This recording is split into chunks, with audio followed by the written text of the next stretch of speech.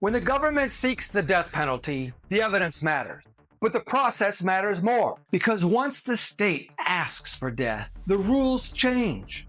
Impartiality matters, transparency matters, and even the appearance of bias matters. In the Luigi Mangione case, the defense now argues that Attorney General Pam Bondi crossed the ethical line. They assert that she did so by personally involving herself in the death penalty decision, despite a vow she made before taking office to step aside from matters connected to a powerful lobbying firm and its client. Today, we're not deciding guilt.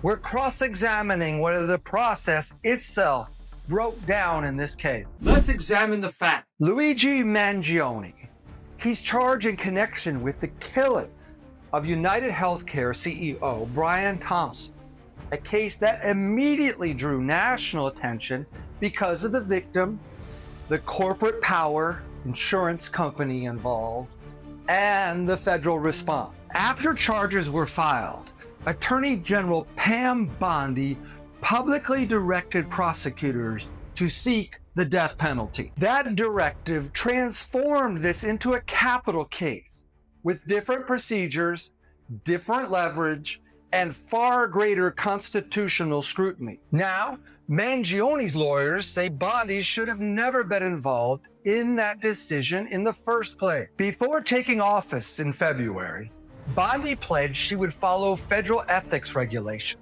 and recuse herself for 1 year from matters involving ballot partners and its client, the lobbying firm she was previously employed by. The defense says the pledge was broken. Why is this conflict claim different?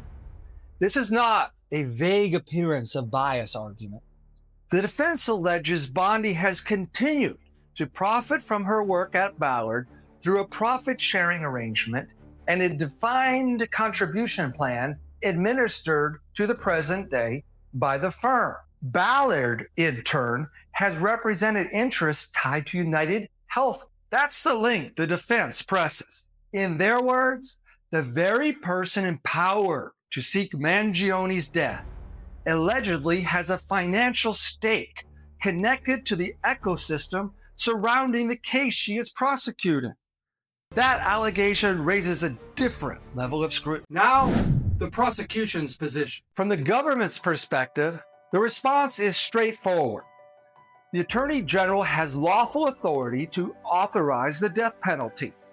Prior professional relationships do not automatically create disqualifying conflicts, and direct or passive financial arrangements do not necessarily rise to constitutional violation. Prosecutors will argue that ethics compliance and due process are not the same thing, and that disagreements about optics do not justify stripping the government of charging authority.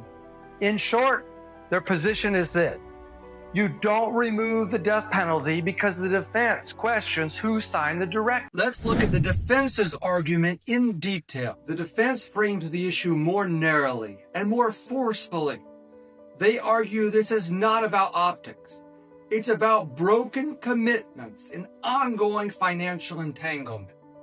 Their filings emphasize that Bondi voluntarily pledged recusal from her previous employer, lobbyist, Ballard-related matters for 1 year, and that this case falls within that promise because of Ballard's ties to UnitedHealth-connected interests. They also argue that Bondi's public statements, including social media commentary suggesting Mangione deserves execution, compound the problem because they blur the line between a neutral decision-maker and an advocate. That combination, they say, undermines the confidence in the capital decision. This is why the defense is not just asking for relief.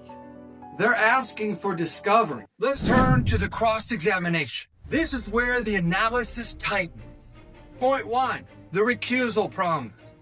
Attorney General Bondi pledged before taking office that she would recuse herself for 1 year from matters involving Ballard partners and its clients. So the question is unavoidable. Was this case covered by that promise or wasn't it? If the answer is no, the government should be able to explain why this case fell outside the scope of that commitment. However, if the answer is yes, the follow-up is harder. Why was the Attorney General personally involved in authorizing the death penalty anyway? That's not politics, that's legal ethics. Point 2, ongoing financial ties. Next issue, money. The defense claims Bondi continues to benefit financially through a profit-sharing arrangement and a defined contribution plan administered by Ballard, her former employer. So then the question becomes, are those benefits truly passive, or do they fluctuate with the firm's ongoing success? Because in a capital case, where life is on the line, that distinction matters. If there is any continuing financial upside, even indirect, then the conflict analysis changes. And if there isn't, transparency should resolve this matter quickly. Point 3, public statements advocating for execution. Now let's turn to tone. The defense points to public statements, including social media posts suggesting Mangione deserves execution. So then, the question is this: can the official empowered to decide whether to seek death publicly advocate for execution at the same time and still be viewed as a neutral decision maker? Courts routinely caution prosecutors about public commentary. And in a capital case such as this, that caution carries even more weight. This isn't about speech rights, it's about credibility. Point 4, remedy and proportionality. Finally, remedy. Striking the death penalty is drastic. However, ignoring a credible ethics challenge in a capital case is also drastic. So the court must ask, what is the least disruptive remedy that still restores confidence in the overall process? Limited discovery? Disclosure of financial arrangements? Recusal going forward? These are radical tools. They're surgical ones. Cross-examination, bottom line. When the rhetoric falls away, the case turns on one question. In a death penalty prosecution, should the court demand absolute clarity about who made the decision and why before allowing the case to proceed? That's the question now before the judge. Now let's turn to the law. Courts are extremely reluctant to strike the death penalty outright. That remedy is reserved for clear constitutional violations, not unresolved allegations, but courts have options short of that.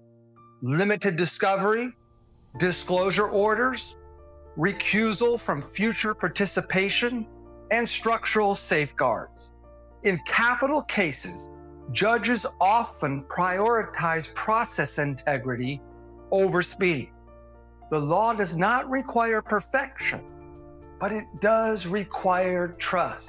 Now, let's turn to my ruling. If I were ruling on this motion, here's what I would do. I would not strike the death penalty outright on the current public record. That remedy is too extreme, without concrete proof of constitutional harm. But I would grant a narrow, court-supervised discovery focused on the recusal pledge, any ongoing financial benefit tied to Ballard, and how the death penalty decision was actually made. And here's why. First, limited discovery protects the integrity of the process without prejudging the case. It answers the ethical question without deciding guilt, evidence, or punishment. Second, it puts pressure where it belongs, on transparency. If the process was clean, it will survive scrutiny. However, if it wasn't, the court needs to know now, before trial, not after a verdict. That's the least disruptive remedy that still takes a capital case seriously. So this isn't about guilt. It's about whether the system followed its own rules when the stakes were life and death. That's the Mangione-Bondi fight. Cross-examine. Thanks for watching. If you found this breakdown helpful, hit the like and subscribe. It really does help grow the channel.